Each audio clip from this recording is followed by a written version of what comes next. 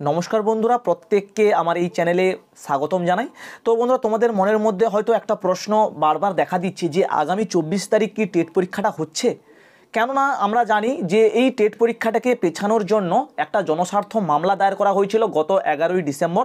তো সেই কেসটার শুনানির জন্য প্রথমে ডেট প্রদান করা হয় 14 তারিখ। তো পরবর্তীতে আবার একটা ডেট প্রদান করা হয়েছিল 18ই ডিসেম্বর, অর্থাৎ আজকের কিন্তু এই কেসটার শুনানির জন্য ডেট প্রদান করা হয়েছিল। তো আজকের কি ঘটেছে কোর্টে সেই বিষয়টা নিয়ে তোমাদের কাছে বিস্তারিতভাবে আলোচনা করব এবং তার সঙ্গে সঙ্গে আরও কয়েকটি বিষয় তোমাদের কাছে বলবো। তো অবশ্যই পুরো ভিডিওটা দেখো এবং এই জনস্বার্থ মামলার কি শুনানিটা হয়েছে সেটাও আমি তোমাদের কাছে এক এক করে আলোচনা করছি। তো বন্ধুরা, তোমরা প্রত্যেকেই জানো যে 10 তারিখে কিন্তু প্রথমে টেট পরীক্ষাটা হওয়ার কথা থাকলেও পরবর্তীতে কিন্তু ডেটটা চেঞ্জ করে 24 তারিখ করা হয়।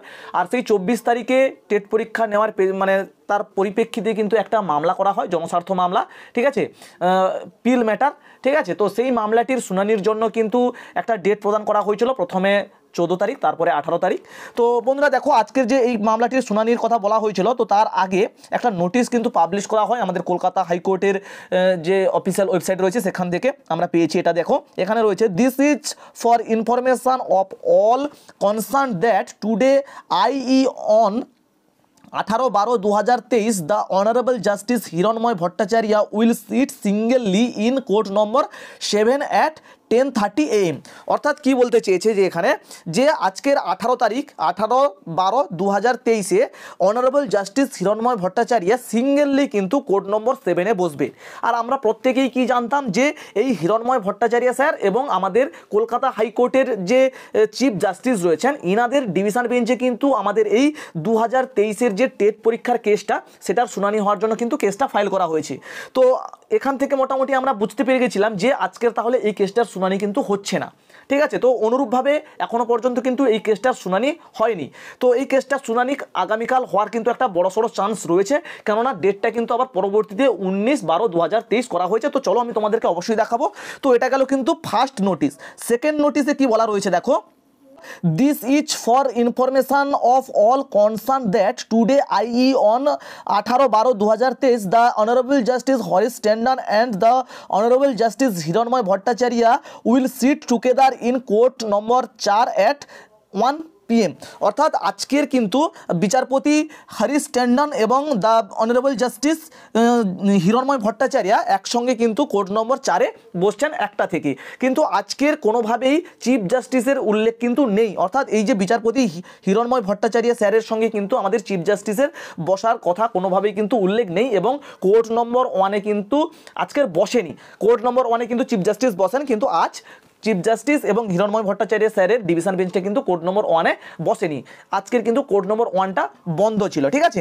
তো মোটামুটি একসঙ্গে কিন্তু বসেনি। তারপরে কি রয়েছে দেখো, and take up only the urgent matters for the listed and determination of the honorable division bench constituting of the honorable chief justice T.S. Sivagnanam and honourable justice Hiranmoy Bhattacharya. অর্থাৎ হিরণময় ভট্টাচার্য এবং আমাদের চিফ জাস্টিস T.S.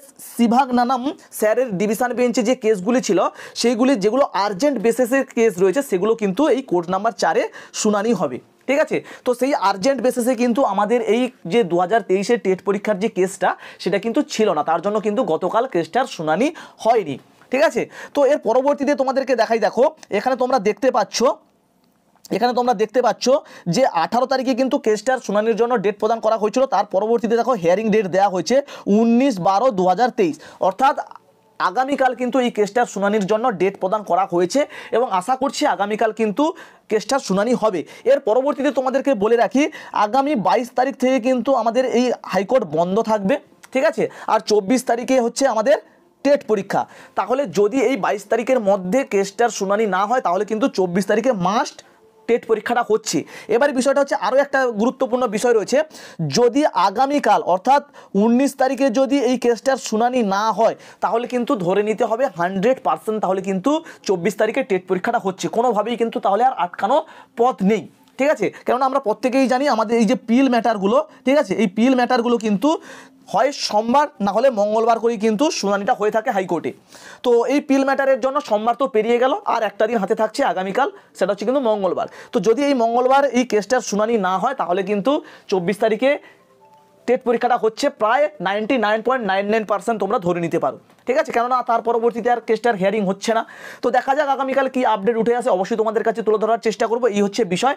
তো তার পরবর্তীতে যদি কেসটার হিয়ারিংও হয় তাহলেও কিন্তু 99% চান্স থাকবে পরীক্ষাটা হওয়ার জন্য, কেননা যখন পর্ষদের যে উকিলরা থাকবে তারা কিন্তু অবশ্যই ওখানে গিয়ে আর্গুমেন্ট করবে যে আমাদের 99% কাজ কিন্তু কমপ্লিট হয়ে গেছে, ঠিক আছে। যেমন ধরো আমাদের অ্যাডমিট কার্ড কিন্তু দিয়ে দেওয়া হয়ে গেছে, যদি এই সময় ডেটটা চেঞ্জ করা হয় তাহলে কিন্তু যারা পরীক্ষার্থীরা থাকবে তাদের যে মানে ইন্টেনশন সেটা কিন্তু পরবর্তীতে চেঞ্জ হবে, তাদের যে এখন যে মেন্টালিটি রয়েছে সেটা পরপর করে চেঞ্জ হতে শুরু করবে, ঠিক আছে। তো পরীক্ষার মোটামুটি একটা খারাপ প্রভাব পড়বে পরীক্ষার উপরে, এটা তারা মোটামুটি একটা আর্গুমেন্ট ওখানে দিতে পারে।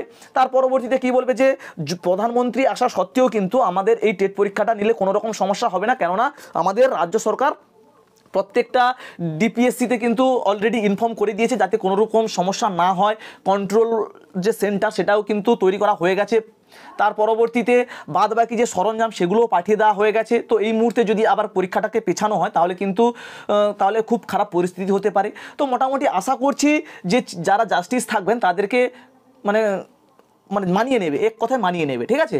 তো মোটামুটি টেট পরীক্ষা হওয়ার চান্সটা কিন্তু প্রায় বলতে গেলে 99% চান্স রয়েছে, এবং কালকের যদি কেসটার শুনানি না হয় তাহলে কিন্তু পুরো 100% টেট পরীক্ষাটা তাহলে 24 তারিখে হচ্ছে। তো এই হচ্ছে বিষয় মোটামুটি। তো দেখা যাক আগামীকাল কি আপডেট উঠে আসে, যদি কোনো না ভালো তথ্য পাই অবশ্যই তোমাদের কাছে তুলে ধরবো। কালকে যদি কেসটার শুনানি হয় অবশ্যই বিষয়টা তোমাদের কাছে আলোচনা করব। তো যারা যারা টেট পরীক্ষার জন্য প্রস্তুতি নিচ্ছ অবশ্যই তোমরা কিন্তু প্রস্তুতিটা নিয়ে যাও, তোমরা একটু ঢিলেমি করো না, তাহলে কিন্তু খুব সমস্যা হবে। তো দেখা হচ্ছে পরবর্তী ভিডিওতে। ভালো থেকো সবাই, সুস্থ থেকো সবাই, থ্যাঙ্কস ফর ওয়াচিং, টাটা।